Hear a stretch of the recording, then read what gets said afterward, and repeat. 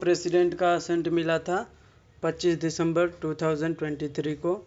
ये इनफोर्स में आया था 1 जुलाई 2024 को। ठीक है, इसके अंदर टोटल चैप्टर 20 है और टोटल सेक्शन 358 है। ठीक है, इससे पहले का जो लॉ था हमारा इंडियन पिनल कोड, उसका टोटल सेक्शन 511 था। ठीक है, इसके अंदर सेक्शंस को मर्ज किया गया, कुछ सेक्शन को डिलीट कर दिया गया। ठीक है, तो कुल मिला के अभी 358 सेक्शंस बीएनएस के अंदर कवर किए गए हैं। ये एक्ट जो है 2023 का 45th एक्ट है। ठीक है, 2023 में 45वां एक्ट है ये, जिसको प्रेसिडेंट ने असेंट दिया था। ठीक है, जब आप बीएनएस खोलोगे तो इसके अंदर 20 चैप्टर है। हर एक चैप्टर में एक एक टॉपिक को कवर किया गया है। ठीक है, जैसे चैप्टर 1 आप खोलोगे तो चैप्टर 1 में सेक्शन 1 से 3 के बारे में बात किया गया है। ठीक है, चैप्टर 1 सेक्शन 1 to 3। ठीक है, तीनों सेक्शन के बारे में आपको बताया गया है। अभी मैं शॉर्ट में पूरा बीएनएस को फटाफट करते जाऊंगा। ठीक है, तो आप लोगों का रिवीजन हो जाएगा और जो इम्पोर्टेंट टॉपिक रहेगा वो कवर हो जाएगा। चैप्टर 1 है सेक्शन 1, 2 और 3, इसको कवर किया गया है चैप्टर 1 में, और इसका नाम है प्रिलिमिनरी। ठीक है, प्रिलिमिनरी के बारे में सेक्शन 1, 2, 3 में बताया गया है। अब सेक्शन 1 में क्या है, तो सेक्शन 1 में शॉर्ट, टाइटल और कमेंसमेंट के बारे में है। ठीक है, कि ये एक्ट जो है वो कब आया था, कमेंस कब हुआ था। कमेंस का मतलब इन्फोर्समेंट। ठीक है, तो ये एक्ट कमेंस कब हुआ था, इसका एक्ट का शॉर्ट टाइटल है क्या है। ठीक है, और ये एक्ट कहाँ कहाँ पे एप्लीकेबल होता है। तो ये तीन चीज़ों के बारे में आपका सेक्शन 1 जो है बात करता है। सेक्शन 2 बात करता है आपका डेफिनीशन के बारे में। ठीक है, कि इसमें एक्ट में कुछ ऐसे प्रोविज़न है जिसको डिफाइन किया गया है, तब तो आपको पता चलेगा ना। जैसे आप एक्ट पढ़ोगे तो उसमें कहीं लिखा होगा मेल, बराबर। अब मेल का मतलब क्या, फीमेल भी इंक्लूड है या नहीं है, तो उसको आपको डेफिनीशन से आप समझ पाओगे। हमेशा याद रखना, लॉ के अंदर डेफिनीशन जो रहता है उसको इंटरप्रिटेशन क्लॉज भी बोला जाता है। ठीक है, डेफिनीशन के सेक्शन को इंटरप्रिटेशन क्लॉज भी बोला जाता है, क्योंकि उससे इंटरप्रेट करते हैं कि भाई कौन से वर्ड का मतलब क्या होने वाला है। ठीक है, जैसे आप डेफिनीशन पढ़ोगे तो इसमें पहला डेफिनीशन दिया हुआ है एक्ट के बारे में, कि एक्ट क्या होगा। ठीक है, तो एक्ट का मतलब है कोई भी सीरीज ऑफ एक्ट या सिंगल एक्ट, कोई भी बंदा कोई कृत्य करता है। एक्ट का मतलब क्या, कोई कृत्य।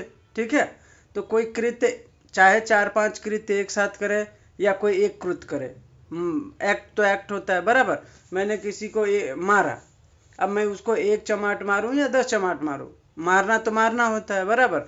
तो ये एक्ट जब आप पढ़ोगे तो उसमें डिफाइन किया गया है कोई भी एक्ट। ठीक है, चाहे वो सीरीज ऑफ एक्ट हो या सिंगल एक्ट हो, वो एक्ट के अंदर ही कवर होगा। दूसरा डेफिनेशन है एनिमल का, कि एनिमल क्या होगा। तो एनिमल का मतलब है any living creature other than human being. इंसान को छोड़ के जितने भी लिविंग क्रिएचर हैं उसको एनिमल मानेंगे, ऐसा अपना एक्ट बोलता है। ठीक है, इसके बाद डेफिनेशन में चाइल्ड है। चाइल्ड का मतलब आप लोगों को पता होगा, चाइल्ड का मतलब होता है बिलो 18 ईयर्स ऑफ एज। ठीक है, 18 साल से नीचे के कोई भी बच्चे होते हैं तो उसको चाइल्ड कहा जाता है। आपसे 2 मार्क्स के लिए पूछा जा सकता है डिफाइन चाइल्ड अंडर बीएनएस, तो क्या लिखोगे, 18 साल से नीचे के जो भी बच्चे होते हैं वो चाइल्ड कहलाते हैं। ठीक है, इसके बाद अगला डेफिनेशन है आपका काउंटरफिट। काउंटरफिट का मतलब जाली बनाना। जैसे कोई सिक्का है, ठीक है, 10 का सिक्का सरकार ने निकाला, अब कोई उसका डुप्लीकेट निकाल रहा है, काउंटरफिट करके बना रहा है, बराबर, तो उसको बोलते हैं जाली बनाना। ठीक है, इसके बाद अगला डेफिनेशन है आपका इसमें डेथ। डेथ का मतलब क्या होता है, तो डेथ का मतलब है कि कोई भी बंदा ह्यूमन बीइंग जो था, ठीक है, वो डेथ हो गया, तो डेथ का मतलब डेथ। इसके बाद आगे है आपका कोर्ट का मतलब क्या है, तो कोर्ट का मतलब होता है कोई भी अथॉरिटी जिसको स्टेट ने जुडिशियल वर्क करने के लिए अथॉरिटी दिया है, उसको बोला जाएगा कोर्ट। ठीक है, अगला है आपका डिसऑनेस्टली। डिसऑनेस्टली का मतलब जिसका इंटेंशन गलत हो, बेईमानी से, बराबर, ये है।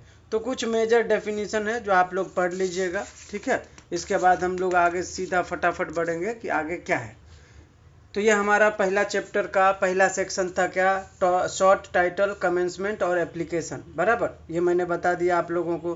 दूसरा क्लॉज था डेफिनेशन के बारे में कि भाई डेफिनेशन कुछ इंपॉर्टेंट है, वो आप पढ़ लो ऐसा।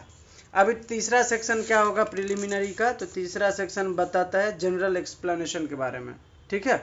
जनरल एक्सप्लेनेशन में क्या होगा कि भाई कुछ ऐसे वर्ड्स हैं जिसको आपको अच्छे से एक्सप्लेन करके मिलेगा, ठीक है।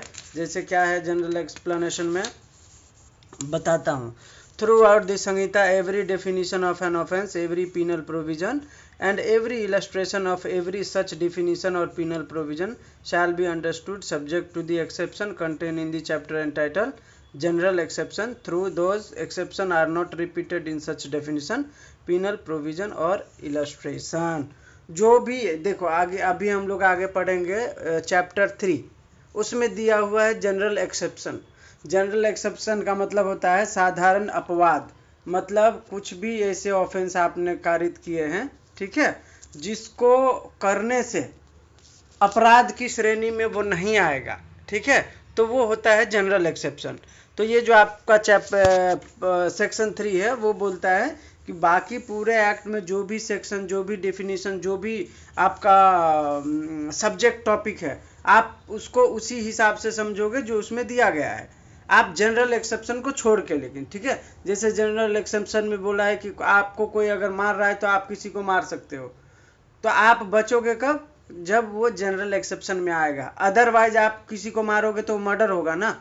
तो ये जो तीसरा सेक्शन है आपका वो जनरल एक्सप्लेनेशन की बात करता है कि भाई पूरे एक्ट में जहाँ जो भी कुछ है, ठीक है, वो एज इट इज लागू होगा, सिर्फ जनरल एक्सेप्शन को अलग करके, ठीक है।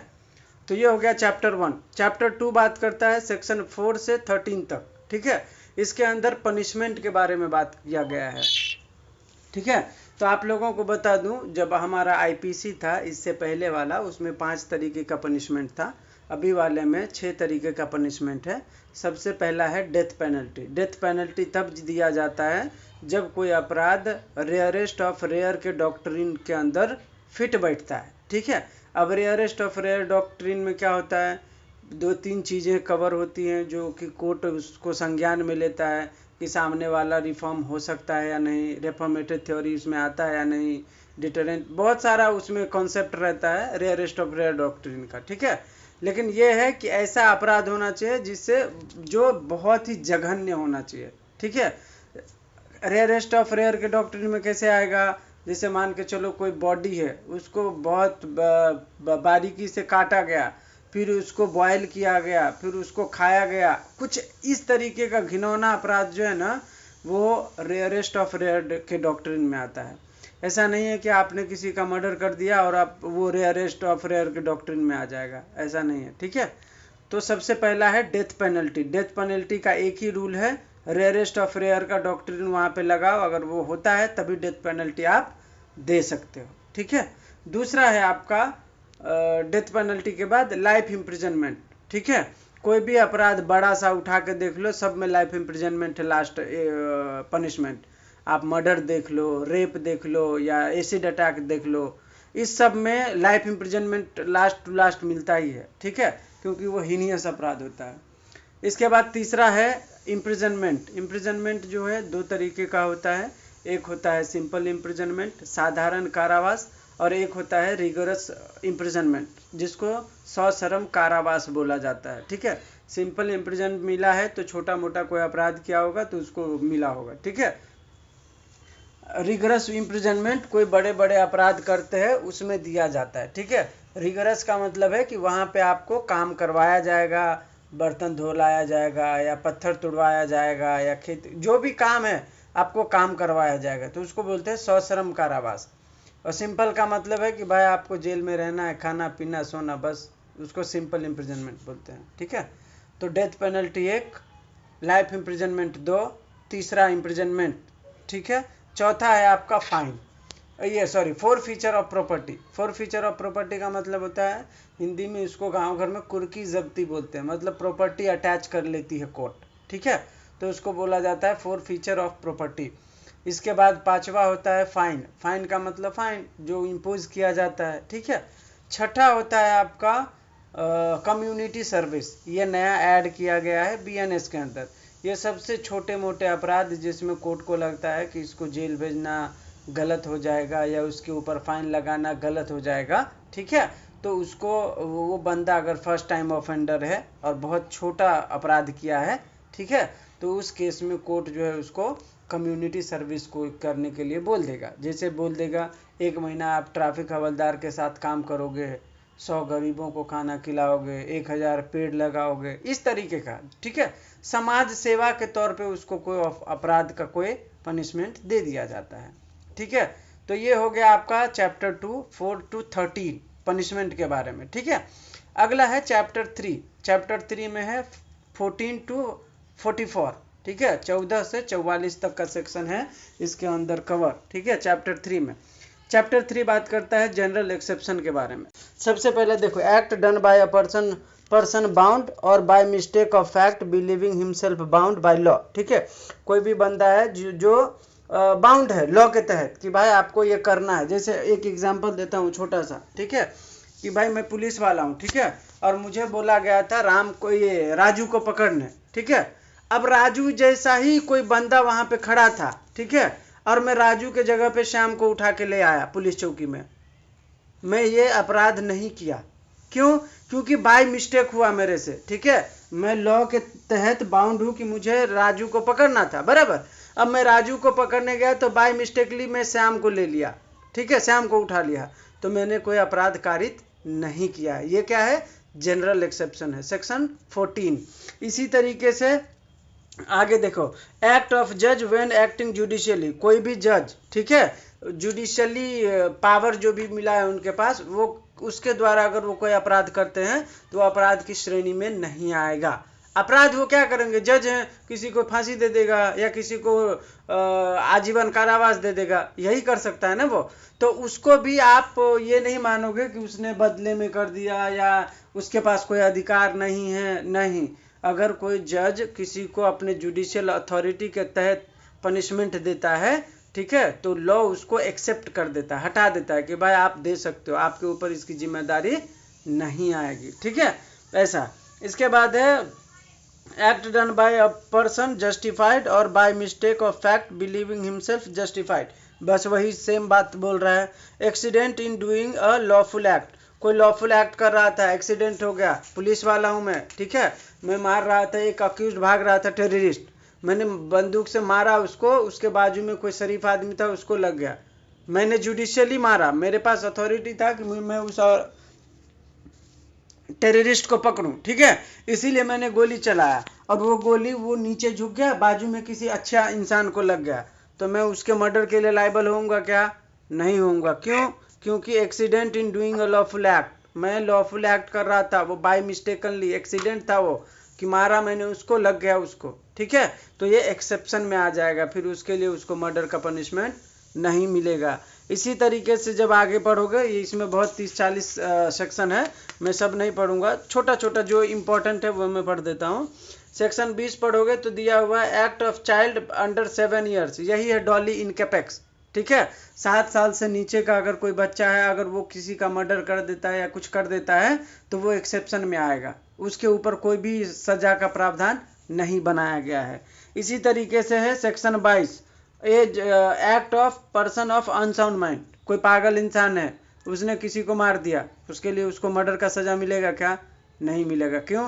क्योंकि ये जनरल एक्सेप्शन में अपवाद में आता है, ठीक है, कि कोई भी बंदा पागल है और वो किसी का मर्डर कर देता है तो वो फिर उसके लिए दोषी नहीं है, ठीक है। इसी तरीके से आगे offence requiring a particular intent और knowledge committed by one who is intoxicated, वो शराब के लिए जो दारू पी के वो होता है ना, उसके लिए, ठीक है।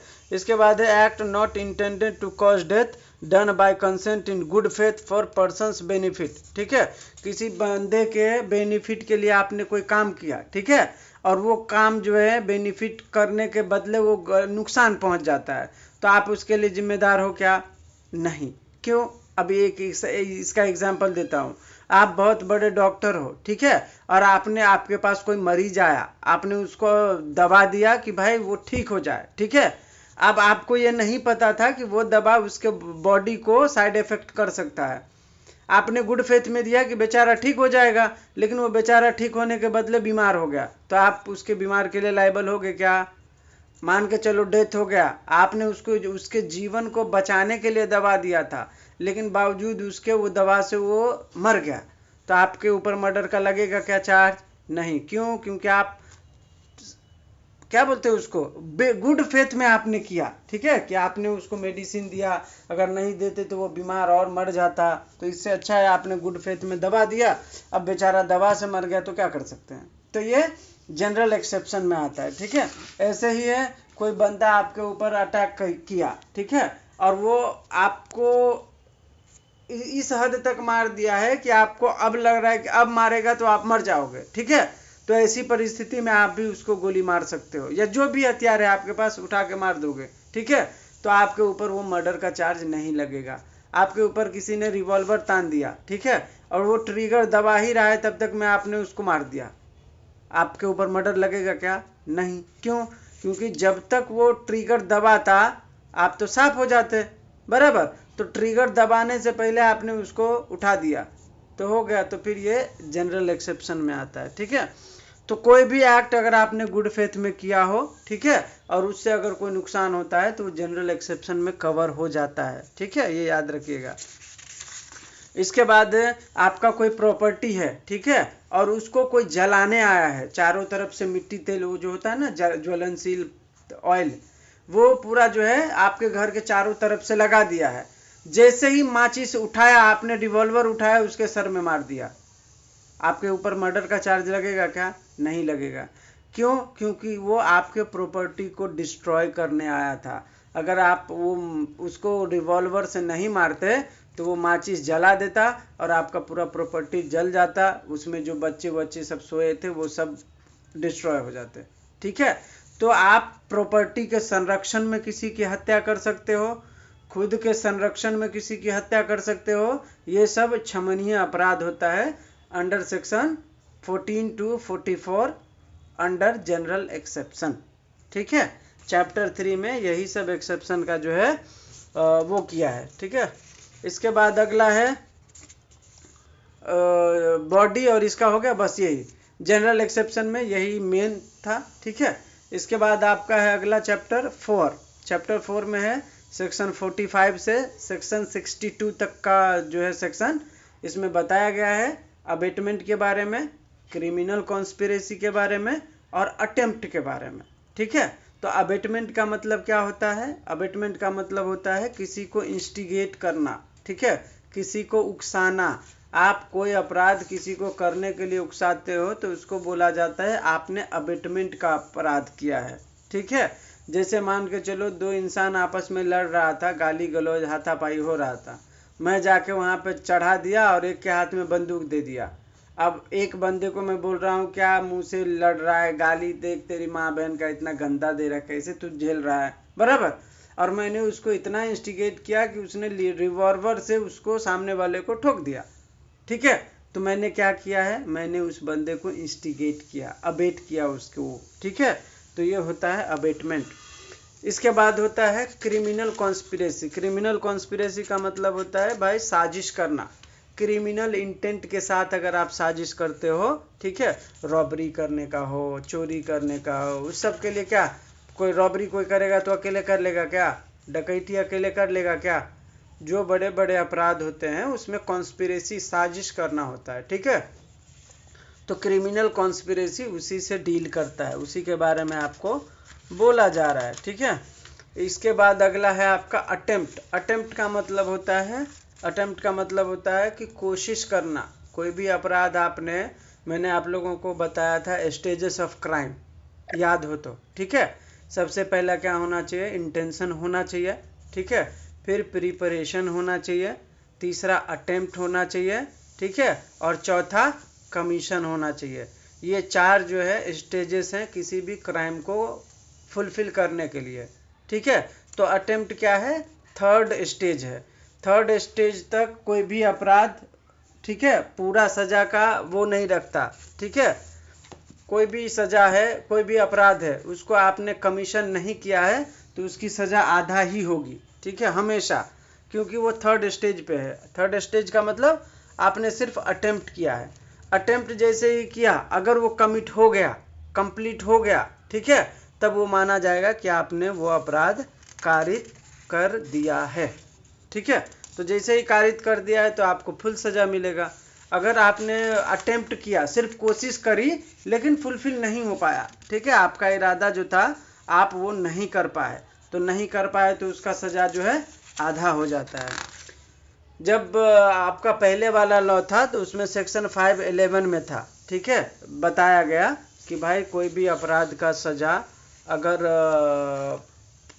कमीशन करने पर पूरा है, ठीक है, तो अगर कोई उसका अटेम्प्ट करेगा तो उसका आधा होगा। ये सेक्शन 511 बोलता था, ठीक है, ऐसे अपराध में जहाँ पे अटेम्प्ट का कोई पनिशमेंट प्रिस्क्राइब नहीं किया गया हो, ठीक है, तो ये होता है अटेम्प्ट।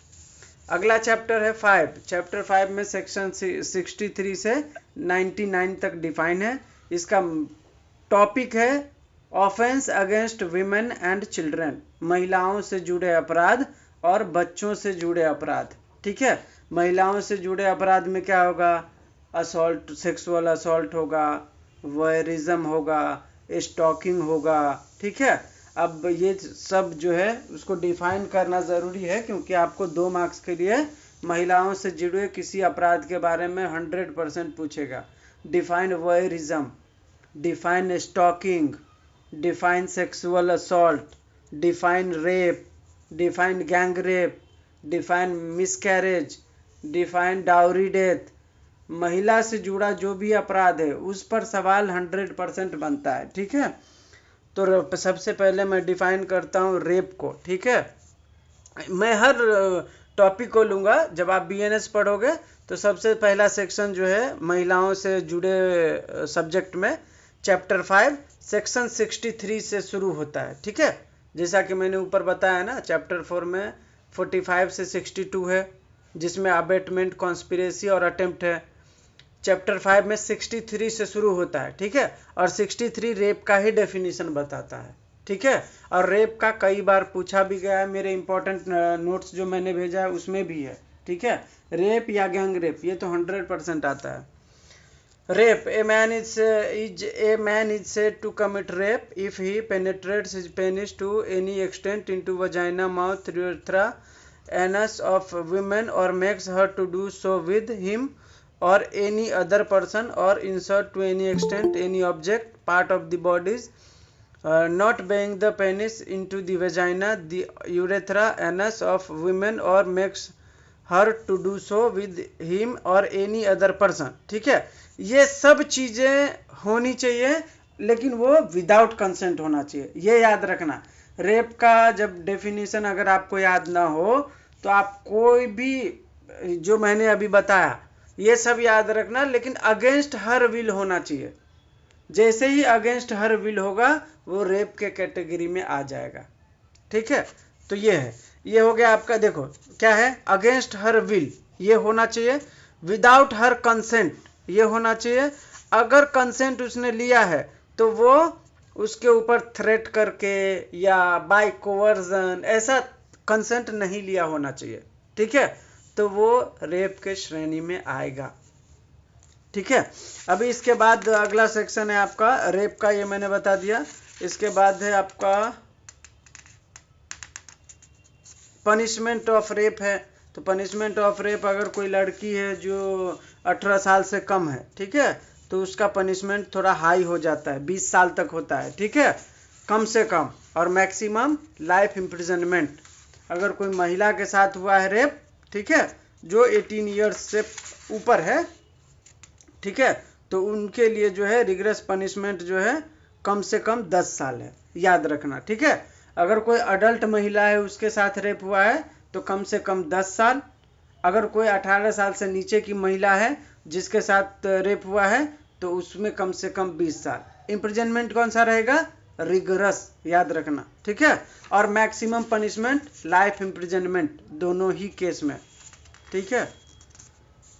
तो ये कभी कभी इम्प्रिजनमेंट भी पूछ देता है पनिशमेंट कि रेप का पनिशमेंट क्या है, इसीलिए मैंने बता दिया, ठीक है। अभी अगला है आपका 66 पनिशमेंट फॉर कॉजिंग डेथ और resulting in persistent vegetative of state of victim. ठीक है, कोई भी इंसान है, ठीक है, किसी महिला के साथ रेप किया, ठीक है, रेप करने के बाद वो इस तरीके से रेप किया कि वो महिला जो है कोमा में चली गई या उसका डेथ हो गया, तो उसके लिए जो पनिशमेंट होता है कम से कम 20 साल, ठीक है, रिगरस इम्प्रिजनमेंट, और ज़्यादा से ज़्यादा लाइफ इम्प्रिजनमेंट। अगर कोर्ट को लगता है कि ये रेयरेस्ट ऑफ रेयर डॉक्ट्रिन में है तो कोर्ट डेथ पेनल्टी भी दे सकता है। ठीक है, तो याद रखिएगा ये सीन कि अगर रेप विक्टिम जो है वो अगर वेजिटेटिव स्टेट ऑफ विक्टिम हो जाता है, मतलब उसका बॉडी का कोई भी पार्ट काम नहीं कर रहा है, ठीक है, वेजिटेटिव स्टेट में आ जाती है या उसका डेथ हो जाता है, ठीक है, तो कम से कम 20 साल रिगरस इम्प्रिजनमेंट, ठीक है, और ज़्यादा से ज़्यादा लाइफ इम्प्रिजनमेंट। और अगर कोर्ट को लगता है कि उसको डेथ पेनल्टी देना चाहिए क्योंकि ये रिगरस में आ रहा है, तो कोर्ट उसको डेथ पेनल्टी भी दे सकता है। ठीक है, इसके बाद अगला है sexual intercourse bye husband upon his wife during separation. Section 67 में बताया गया है कि कोई भी मर्द सेपरेशन के टाइम पर अगर अपनी वाइफ के साथ सेक्सुअल इंटरकोर्स करता है तो वो भी पनिशेबल ऑफेंस है। ठीक है, इसके बाद अगला है सेक्शन 69। ये सेक्शन नया जोड़ा गया था, आप लोग याद रखना। Sexual intercourse by employing deceitful means. अभी आप लोगों को पता होगा कि हाल ही में बहुत सारे ऐसे केसेस आए थे जहाँ पे लोग अपना नाम बदल के है कोई और धर्म का और कोई और धर्म का नाम बता के महिला के साथ सेक्सुअल इंटरकोर्स करता था। बाद में उस महिला को पता चलता था कि अरे ये तो दूसरे धर्म का है या तीसरे धर्म का है। या किसी महिला से आपने धोखा बोला कि मैं तुम्हीं से शादी करूंगा और आपने जब सेक्सुअल इंटरकोर्स हो गया तो मुकर गए। तो ऐसे प्रोविजन के लिए पहले हमारे आईपीसी में कोई लॉ नहीं था। ठीक है, कि भाई धोखाधड़ी एक मतलब मेन है ये इसमें कि आपने धोखे से किसी महिला के साथ सेक्सुअल इंटरकोर्स किया। अब धोखा में क्या हो सकता है, आपने शादी के नाम पे धोखा दिया या आपने हिंदू होने का धोखा दिया कि मैं हिंदू हूँ और शादी के बाद आप कोई और धर्म का निकले, बराबर। तो डिसीटफुल मीन्स से अगर आप किसी महिला के साथ इंटरकोर्स करते हो तो उसके लिए सेक्शन 69 में सजा का प्रावधान बनाया गया है। ये पहले नहीं था, ये अभी वाले में 2024 में ऐड किया गया। ठीक है, अगला है सेक्शन 70 गैंगरेप। गैंगरेप का मतलब ये 2 आदमी से ज़्यादा जो बंदा होगा ना, देखो इसमें भी वही डिफाइन किया गलत, where a woman is raped by 1 और मोर पर्सन। अरे 1 से होगा तो फिर रेप ही होगा ना, गैंगरेप कैसे हो जाएगा, इसमें भी गलत दिया है। तो कोई भी महिला 2 या 2 से अधिक बंदा होगा ना, अगर किसी महिला के साथ रेप करता है तो वो गैंगरेप कहलाता है। ठीक है, इसके बाद अगला है 71 पनिशमेंट फॉर रिपीट ऑफेंडर। कोई भी ऑफेंडर है, ठीक है, जो महिलाओं के साथ जो अपराध ऊपर दिए गए हैं, रेप, गैंगरेप या सेक्सुअल इंटरकोर्स, जो भी अपराध है, अगर उसको कोई रिपीट करते हुए फिर से पाया जाता है, ठीक है, तो उसके लिए सजा का भी प्रावधान बनाया गया है। एक और है जो बहुत इम्पोर्टेंट है, disclosure of identity of victim of certain offences. महिलाओं से जुड़े कुछ अपराध होते हैं, ठीक है, बच्चों से जुड़े कोई अपराध होते हैं, तो उसमें उनका नाम नहीं आना चाहिए, ऐसा लॉ में प्रावधान है। ठीक है, अभी आपने हाल ही में सुना होगा अंजना, ये क्या नाम है, चित्रा त्रिपाठी और 2-4 न्यूज एंकर है, उसके ऊपर एफआईआर हुआ था, पता है। वो उन्होंने एक बार रिपोर्टिंग किया था कि किसी लड़की के साथ रेप हुआ था, उन्होंने उस लड़की का फोटो भी दिखाया और नाम भी बताया न्यूज के माध्यम से। ठीक है, तो उनके ऊपर एफआईआर हो गया था। क्यों? क्योंकि जब कोई महिला के साथ कोई अपराध होता है तो उनकी आइडेंटिटी को हाइड कर दिया जाता है। ठीक है, कि भाई आप जब जाओगे कोर्ट में फिजिकली भी तो महिला का नाम नहीं लिखा रहता, XYZ लिखा रहता है। क्यों? क्योंकि उनकी छवि को बाद में डिस्ट्रॉय न कर पाए कोई। ठीक है, तो ऐसा, तो अगर आप ऐसा कुछ करते हो, किसी महिला के साथ रेप हुआ है या कुछ किसी बच्चे के साथ हुआ है और आप सोशल मीडिया पे भी डालते हो जस्टिस फॉर फलाना और डिमका, तो ऐसा मत कीजिएगा। कम से कम उनका फोटो और नाम तो मत ही इस्तेमाल करना। ठीक है, नहीं तो एफआईआर आपके ऊपर भी हो सकता है। ठीक है, इसके बाद है अगला असॉल्ट। ठीक है, असॉल्ट या सेक्सुअल असॉल्ट बोलो तो ये सेक्शन 74 में डिफाइन किया गया है। सेक्शन 75 में है सेक्सुअल हरासमेंट। ठीक है, कोई भी बंदा किसी महिला के साथ कुछ ऐसे कृत्य करता है जो उनको पसंद नहीं है, ठीक है, वो सेक्सुअल हरासमेंट में आता है। जैसे फिजिकल कॉन्टैक्ट इन्वॉल्विंग अनवेलकम और एक्सप्लिसिट सेक्सुअल ओवरट्यूर्स। दूसरा, डिमांड और request for sexual favour, showing pornography against the will of women, making sexually colored remark shall be guilty of the offense of sexual harassment। अगर इस तरीके से कोई भी मर्द किसी महिला के साथ टिप्पणी करता है या बोलता है चलना चलेगी क्या, ऐसा कुछ, तो ये सेक्सुअल असॉल्ट सेक्सुअल हरासमेंट के अंदर कवर होगा। और उसके लिए पनिशमेंट कितना है पता है? 3 साल तक का और फाइन अलग से। ठीक है, तो ऐसा नहीं करना है। अगला है आपका वॉयरिज्म। ठीक है, तो वॉयरिज्म का मतलब क्या होता है? वॉयरिज्म का मतलब होता है कि किसी भी महिला को किसी ऐसे प्राइवेट कंडीशन में जहां पे उसको ये उम्मीद होता है कि मुझे कोई ना देखे, ठीक है, ऐसी परिस्थिति में अगर आप उस महिला को देखते हो या उसकी तस्वीर निकालते हो तो उसको बोला जाता है वॉयरिज्म। ठीक है, और ये करना दंडनीय अपराध है। इसके लिए सजा कितना है? 7 साल तक का सजा है। ठीक है, तो वॉयरिज्म कैसे होगा? कोई महिला नहा रही हैं तो आप उनको नहीं देख सकते। कोई महिला अपने हस्बैंड के साथ कुछ ऐसे इंटीमेट सीन कर रही हैं, आप नहीं देख सकते, उनका प्राइवेट वो है, एक्ट है, वो नहा रही है, प्राइवेट में प्राइवेट एक्ट है। ऐसे समय पर ना आप देख सकते हो ना आप तस्वीर ले सकते हो। ठीक है, तो ये जो है प्राइवेट एक्ट के अंडर कवर होता है और इसको बोला जाता है वॉयरिज्म। इसके लिए 7 साल तक का सजा का प्रावधान किया गया है। अगला है स्टॉकिंग। स्टॉकिंग का मतलब क्या होता है? किसी महिला का पीछा करना, ठीक है, उससे कांटेक्ट बनाने की कोशिश करना, ठीक है, उससे इंटरेक्शन करना, मतलब वो इग्नोर कर रही है फिर भी आप कर रहे हो। ठीक है, या आप किसी महिला को इंटरनेट के माध्यम से भी मॉनिटर करते हो, उसका क्या बोलते हैं, उसका प्रोफाइल खोलते हो, उसके फोटो को सेव करके रखते हो। ठीक है, तो ऐसा कुछ भी करना स्टॉकिंग के अंदर कवर होता है। देखो क्या क्या कवर होता है, मैं 2-3 लाइन इंपॉर्टेंट पढ़ देता हूँ। ठीक है, देखो सबसे पहला है stalking. Any man who follows a woman and contact or attempt to contact such women to foster personal interaction repeatedly despite a clear indication of disinterest by such women। कोई महिला आप में इंटरेस्टेड नहीं है, उसने बोल दिया लंगूर जैसा दिखता है निकल इधर से, ठीक है, फिर भी वो लड़का बोलता है नहीं मैं सलमान खान में हूँ, मैं पीछे आऊँगा, ठीक है, तो वो स्टॉकिंग होगा। दूसरा है monitor the use of women the internet, email और any other form of electronic communication. अगर आप सोशल मीडिया पर भी उसको स्टॉक कर रहे हो तो भी वो स्टॉकिंग के अंदर कवर होता है। ठीक है, अब इसके लिए सजा का भी प्रावधान है। सजा का कम से कम 5 साल, ठीक है, कम से कम नहीं, मैक्सिमम 5 साल उसको होगा और फाइन अलग से।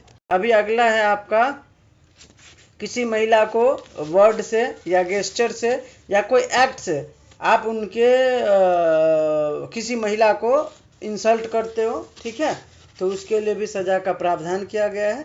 इसके बाद है सेक्शन 80 डाउरी डेथ। ठीक है, आपसे याद रखना एक सवाल ये भी पूछा जा सकता है कि महिलाओं से जुड़े अपराधों के बारे में बताएं, ठीक है, और आपको अच्छे से बताना, लॉन्ग आंसर में आ सकता है कि महिलाओं से जुड़े अपराध कौन कौन से हो सकते हैं। तो अभी मैंने बताया ना, स्टॉकिंग, वॉयरिज्म, इसके बाद outrage of modesty, sexual harassment, ठीक है, डाउरी डेथ, इसके बाद मैंने क्या बताया था, रेप, एसिड अटैक, ठीक है, ये सब महिलाओं से जुड़े अपराध होते हैं। ठीक है, तो आपको याद रहेगा तो ये अच्छा रहेगा। अगला है डाउरी डेथ। डाउरी डेथ का मतलब होता है कि कोई भी महिला जिसका शादी हुआ है और 7 साल के भीतर अगर उसकी मौत होती है और उसके बॉडी पे कहीं जलने का, अगर एक लेडी करेगी तो, सॉरी, अगर यही सब क्राइम कोई लेडी एक आदमी के साथ करेगी तो उसके लिए कोई पनिशमेंट नहीं है, उसके लिए कोई पनिशमेंट नहीं है ना। अच्छा, हाँ, अरे अब आपने नहीं सुना था क्या, एक न्यूज हाल ही में राजस्थान में शायद 3 लड़की एक लड़के को कार में उठा ली, ठीक है, और उसके साथ रेप करके उसको ऐसे ही रोड पे छोड़ के भाग गई। तो कहाँ Oh हुआ my उस God. तीनों को अब जेल।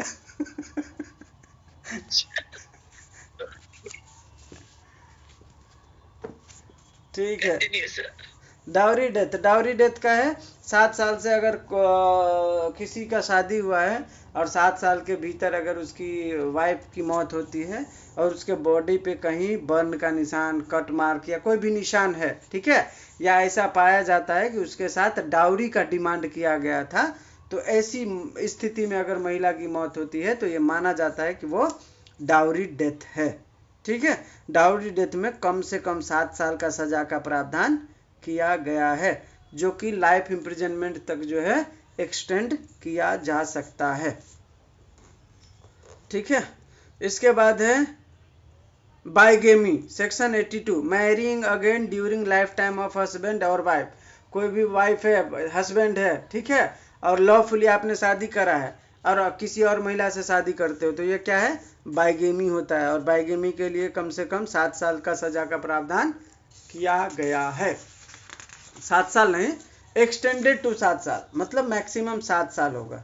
ठीक है, इसके बाद है आपका अगला, हस्बैंड और relative of husband of a woman subjecting her to cruelty. ओ, सेक्शन 85 में क्रुअल्टी के बारे में है कि अगर किसी महिला के साथ अगर कोई उसके ससुराल वाले या उसका पति क्रुअल्टी करता है, ठीक है, तो उसके लिए भी पनिशमेंट का प्रावधान किया गया है। कम से कम जो है सजा उनको कितना मिलेगा, 3 साल, ठीक है, और उसके साथ जो है फाइन अलग से। ठीक है, क्रुअल्टी में क्या क्या होता है, ताना देना, तेरे बाप ने दहेज नहीं दिया, तेरे को खाना नहीं बनाने आता है, सास ने एक चमाट मार दिया, ससुर उधर से आया तो गाली दे दिया, तो कुछ इस तरीके का जो एक महिला एक्सपेक्ट नहीं करती है कि मेरे साथ ऐसा हो। ठीक है, तो अगर ऐसा उनके साथ कुछ होता है तो उसको क्रुअल्टी बोला जाता है। ठीक है, और उसके लिए कम से कम 3 साल उसके ससुर या उसके ससुराल वाले पीसेंगे चक्की। ठीक है, इसके बाद है आपका किडनैपिंग और abducting of a women to compel her marriage. किसी लड़की को उठा लिए शादी करने के लिए, भाग गए लड़की के साथ, ठीक है, तो यह भी अपराध है, उसको किडनैपिंग बोला जाता है। ठीक है, तो किसी भी लड़की को भगा के न ले जाएं शादी के इरादे से कम उसमें सजा का कितना प्रावधान है बताऊं, ऑल्सो शैल बी पनिशेबल, कितना गया,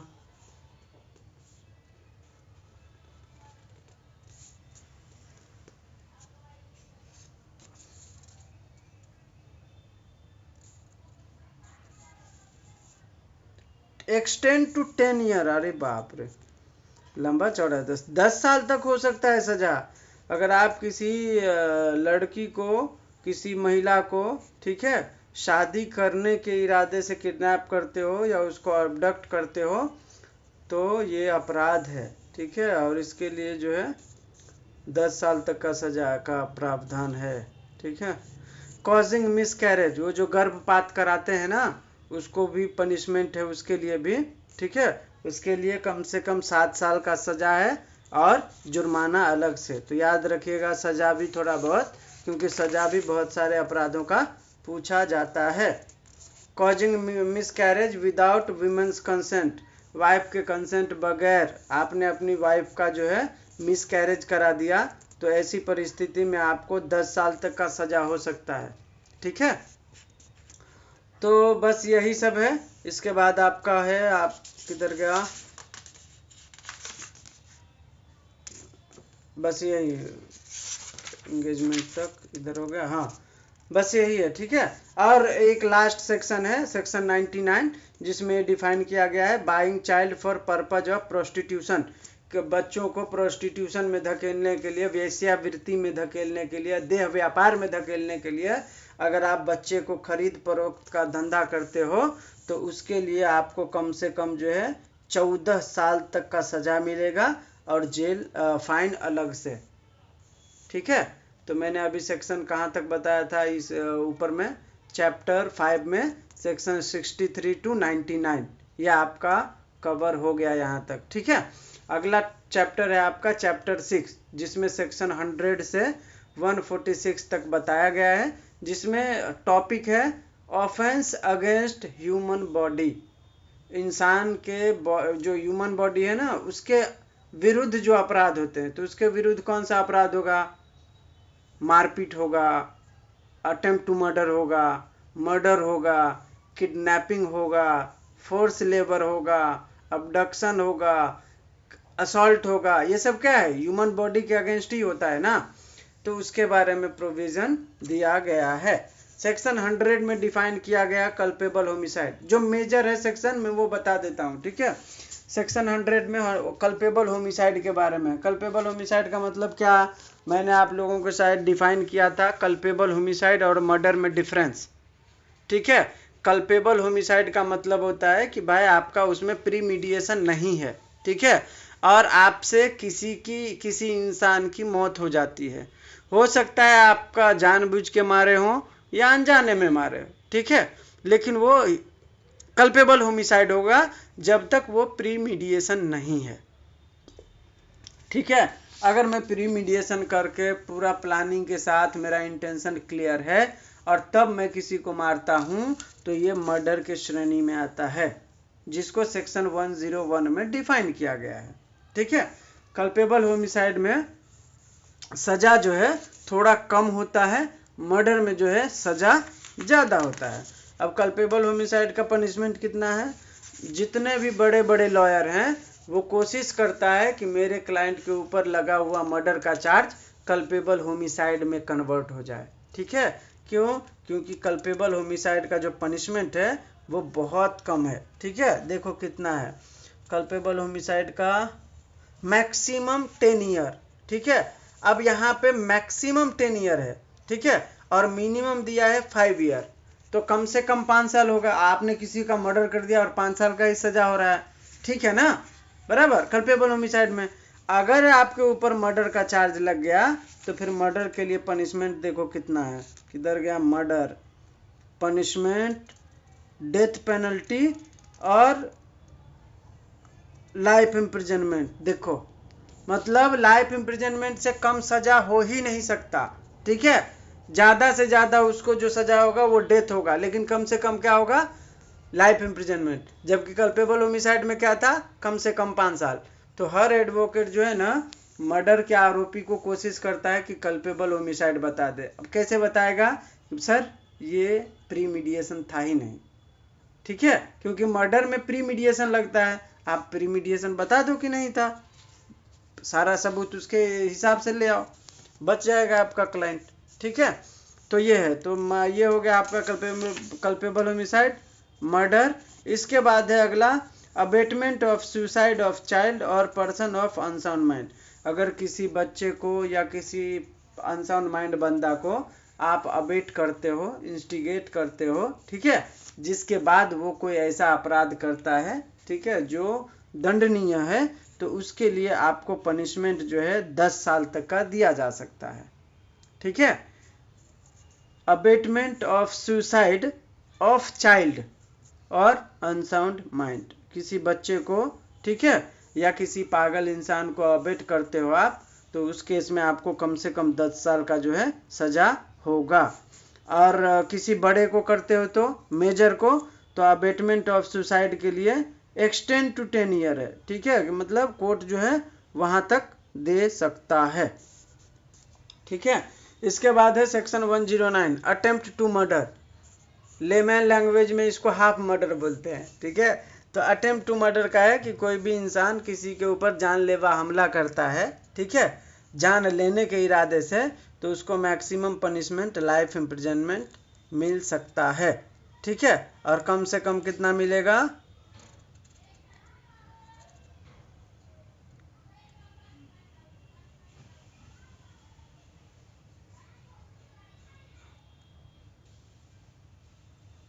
टेन ईयर, ठीक है। 10 ईयर का जो है पनिशमेंट यहाँ पे डिस्क्राइब किया गया है। इसके बाद अगला है, एक और नया ऐड किया गया है इस एक्ट में, ऑर्गेनाइज्ड क्राइम। आईपीसी में ऑर्गेनाइज्ड क्राइम के बारे में कोई भी प्रोविज़न नहीं था, ये नया वाले में ऐड किया गया है। इसमें बोलता है ऑर्गेनाइज क्राइम में any continuing unlawful activity including kidnapping, robbery, vehicle theft, extortion, land grabbing, contract killing, economic offence, cyber crime, trafficking of humans, ठीक है, drugs, ransom by any person और a group of person acting in concert singly और jointly either as a member of an organized crime syndicate or on behalf of by any other unlawful means to obtain direct or indirect material benefit including a financial benefit shall constitute organized crime। ठीक है, तो इसको ये नया वाले में जो है ये डिफाइन किया गया है, पहले वाले में ऑर्गेनाइज क्राइम का कोई कॉन्सेप्ट नहीं था। ठीक है, अगला है पेटी ऑफेंसेज। पेटी ऑफेंसेज को भी डिफाइन किया गया। पहले वाले में आपको बता दूं सेडिशन का एक सेक्शन था, ठीक है, राजद्रोह। अगर आप सरकार के खिलाफ बोलते हो ना तो आपके ऊपर सेडिशन लगा दिया जाता था। ठीक है, तो अभी वाले में सेडिशन को हटा दिया गया कि भाई ये जो पहले का कानून था उस टाइम पे होता था, राजा के साथ करो, गद्दारी करोगे तो राजद्रोह लगेगा। अभी कोई राजा है क्या? नहीं है, तो राजद्रोह क्यों? तो राजद्रोह को हटा दिया गया, सेडिशन को। अभी एक एक्ट नया लाया गया, एक सेक्शन, जिसका नाम है टेररिस्ट एक्ट। अगर आप भारत में रहते हो और भारत के खिलाफ साजिश करते हो, ठीक है, और वेपन वगैरह जो है आर्म्स फोर्सेस सबको डिस्ट्रॉय करने के लिए आप पूरा तैयारी कर रहे हो, तो आपके ऊपर टेररिस्ट एक्ट के तहत धाराएं लगाई जाएंगी। ठीक है,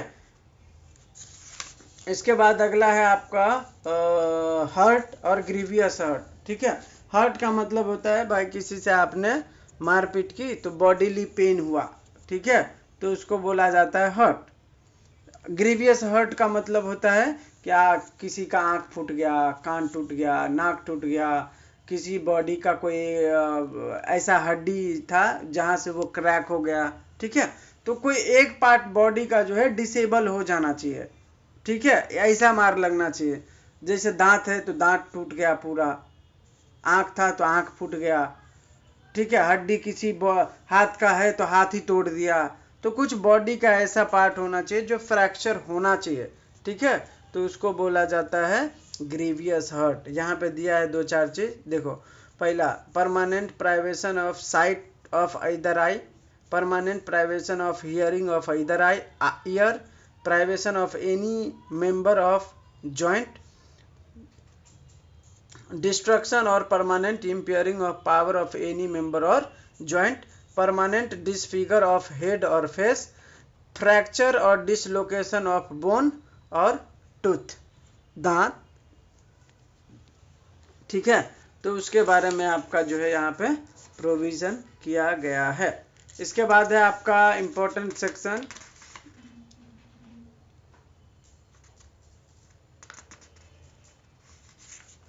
किडनैपिंग और एब्डक्शन। ठीक है, तो किडनैपिंग का मतलब होता है कि भाई आपने किसी को, अरे मतलब लॉफुली वो जहाँ रह रहा था वहाँ से आपने उसको उठा लिया, किडनैपिंग।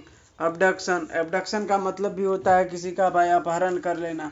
ठीक है, उसके सहमति के बगैर उसको आप किसी दूसरे जगह ले जाते हो तो उसको बोला जाता है एब्डक्शन। ठीक है, तो ये हो गया आपका टॉपिक चैप्टर 6 का पूरा कवर। अभी चैप्टर 7 है जिसमें डिफाइन किया गया है ऑफेंसेज अगेंस्ट स्टेट। ठीक है, सेक्शन 147 से सेक्शन 158 तक का डिफाइन किया गया है। इससे आपका सवाल अभी तक तो नहीं बना है कभी, ठीक है, और मेरे हिसाब से नहीं ही पूछेगा, लेकिन मैं एक छोटा छोटा इसमें कवर करा देता हूँ आप लोगों को ताकि समझ में आ जाए। ठीक है, सेक्शन 147, सेक्शन 147 बोलता है वेजिंग वॉर। ठीक है, वेजिंग वॉर मतलब क्या होता है कि भाई आप अपने देश में ही रह के गद्दारी कर रहे हो, 10 लोगों का ग्रुप बना के देश के अंदर ही जंग छेड़ रहे हो, बराबर। तो इस तरीके का जो है ये सब अपराध ऑफेंस अगेंस्ट स्टेट में आता है। ठीक है, आपने कोई कॉन्स्पिरेसी करी, बराबर, या आप कुछ ऐसा क्या बोलते हैं इसको, देश के अंदर ही एक गुट बना लिए जो देश को तोड़ने का काम कर रहा है। तो ऐसे कुछ प्रोविजन है, जैसे मान के चलो आपका प्रधानमंत्री को असॉल्ट कर रहे हो, ठीक है, प्रेसिडेंट को असॉल्ट किया आपने जानबूझ के, ठीक है, गवर्नर को असॉल्ट किया, तो ये सब जो है आपका ये ऑफेंस अगेंस्ट स्टेट के अंदर कवर किया गया है मेजरली, ठीक है। इसके बाद है आपका चैप्टर 8 जिसमें बताया गया है offence relating to army, navy, air force.